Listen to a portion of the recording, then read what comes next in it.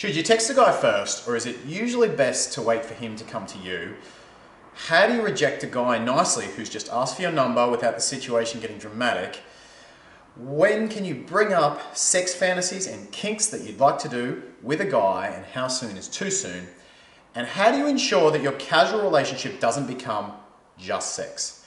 Welcome, it's another week of Ask Mark. This is week number 24, and it's great to have your questions on here because you've been leaving some awesome questions. So let's get straight into them. First question is from Sonia, and Sonia says, great advice.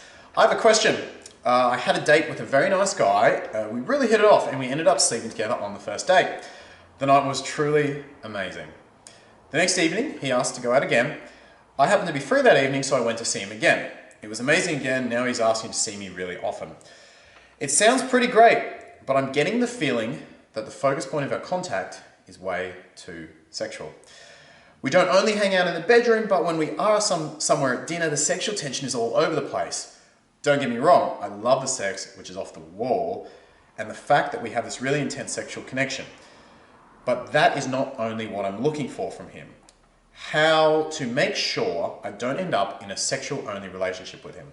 Or is that something that I shouldn't be too worried about and just see what will naturally evolve? Okay, this is a great question from Sonia that you're going to get heaps out of. If you haven't read the article that I wrote, Men Don't Flake Because You Slept With Them Too Soon, I'd 100% encourage you to go and read that article. In that article, I talk about the concept of physical versus non-physical attraction. The reason men leave after sex is never because you slept with them too soon. It's because the non-physical attraction, the stuff that drives him to go past sex and through it with you, is either not there and never was, and he was just riding the physical attraction, or it was there and something changed after sex to decrease that non-physical attraction. What we have right here with Sonia, he's clearly physically attracted, and he's obviously non-physically attracted as well, to at least some extent, because he's continued to want to see her, continued to want to hang out with her. The non-physical attraction is carrying him through well past the sex. So Sonia, what you've got to do now is make sure you just focus on continuing to build that non-physical attraction and keeping the boyfriend benefits that men value most in mind. So the best thing you can do, Sonia, honestly, is keep doing all the things you were doing before you met him. Keep your schedule full. Keep doing your own thing. Keep busy with your friends and doing your hobbies and whatever it is you're filling your time with, keep booking in all of those things. And in a very natural way, you're going to be that challenging woman who's still non-physically attractive that he still wants to connect with. Now, in terms of the boyfriend benefits, these are important to think about as well. Remember the boyfriend benefit, sex on tap. It's not about the sex, but for men who can very rarely find a reliable source for sex, it is about the sex on tap. And this is another reason you want to make sure you keep up your own life doing your own things, because what the tendency to do here is to clear your schedule. We have a wonderful connection, this guy's great, hell yes I'm free 5 nights a week. Nay, no. When you keep busy, the sex just naturally isn't on tap because you're doing other things. He doesn't have that reliable girlfriend/boyfriend benefit of sex on tap. Think excitement. So make sure you're continuing to bring excitement to his life. Remember, if you can make his time with you more exciting than his single life, you got that guy in the bag.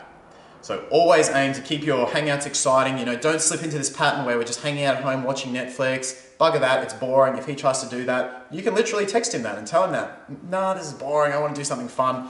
Keep your hangouts exciting. And as you're doing your other stuff as well, he's going to still have the excitement of wanting to be a part of your life.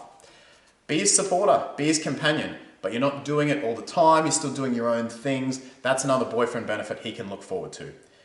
And finally, of course, a boyfriend benefit that men value immeasurably, your exclusivity. So you're not about to tell this guy, hey, you're the only person I'm seeing right now. You're still weighing him up against your standards. You're still waiting and seeing. Just because you have sex doesn't mean you're totally sold on him. He's going to get the subconscious vibe that you're still weighing him up, and that's non-physically so attractive to him. It shows you take your standards seriously, and he's going to want to qualify himself to those standards. Even if you do decide, at least emotionally, to go exclusive, maybe you just decide not to sleep with anyone else, he doesn't get to know that. Let him wonder. As long as you have to wonder if he's seeing other women, he has to wonder if you're seeing other men. What's good for the goose is good for the gander. So overall, Sonia, keep doing what you're doing before you met him. Keep the excitement going. Yep, absolutely keep having sex, but you can do it sporadically by just filling your own schedule and prioritizing him only slowly in your life, rather than what a lot of women do, which is he's going to be a huge priority immediately, because that will decrease his non-physical attraction, and that happens after sex a lot. Give him your support, give him your companionship, don't give him your exclusivity until he's qualified to your standards, which he can't have yet because you hardly know him, and he's going to want to keep chasing, he's going to want to build more with you. Awesome, awesome question, awesome question. Second question is from Lily, and it's an interesting one. It's on kinks. And Lily says, how soon with a new partner could a woman bring up her interest in more kinky sex, especially if they are really into fetishes and need that to enjoy sex? They don't like vanilla sex. Well, you can do this really soon, Lily. You can do it as soon as, really as soon as you start sleeping together. So, you know, wait till the person's in a sexual state where it's socially appropriate. Don't do it at your dinner or something. But once you're having sex from the first time, you can start to take things in that direction. Ramp it up gradually. So maybe don't go straight to animal noises, if that's your thing. But, you know, as he's having sex with you, you can go, oh, I want you to fuck me with the handcuffs on. There's one's in the drawer. And then you might take it to the next level. Oh, fucking please gag me. There's one in the other drawer. And just ramp it up as you go. If he's uncomfortable with the next escalation, he's probably not going to be comfortable with the escalation 3 above that. So just keep going it up. As long as he's comfortable with it, he's going to keep going along with you. And look, you'd rather know sooner rather than later, because, I don't know, if you want to lick his feet and he's not so into that, you'd rather know sooner rather than later, right? So you may as well get that stuff sorted early. You can start to do it from your very first sexual experience together. Third question is from Unlined Work. Unlined Work says, I'm totally on board with everything you said, but when you reject someone over text, it's different than rejecting someone in person. Sometimes rejecting someone face to face can make them overly persistent or even violent. Any tips for that situation? To clarify, I mean rejecting someone that you asked for their number, not someone that you've been on dates with. So, Unlined, I had a read of this question, and it interested me because guys can certainly get overly persistent.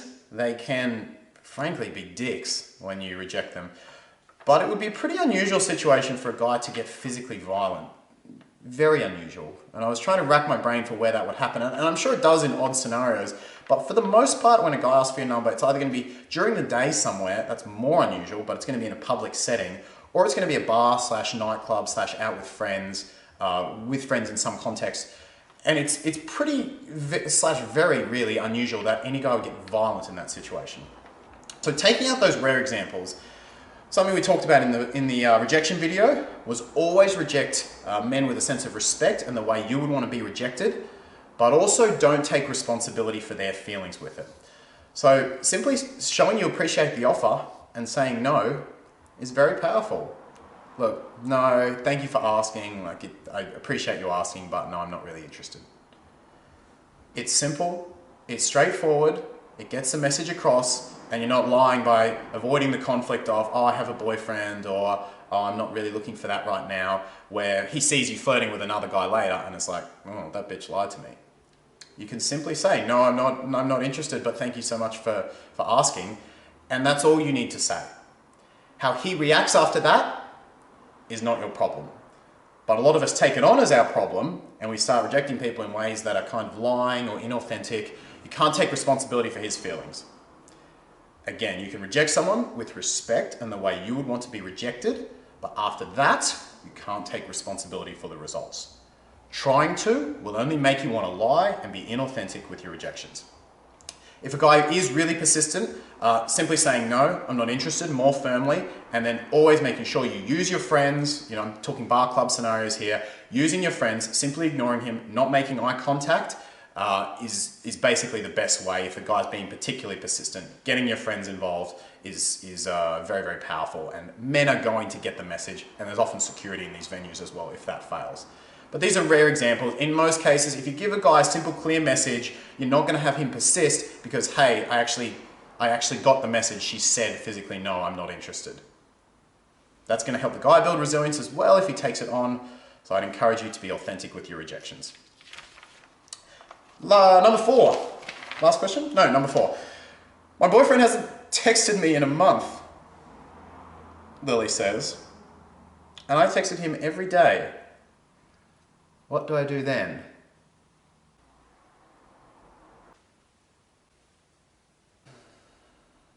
I have an idea, Lily, and it's probably something you should have done 3 weeks ago.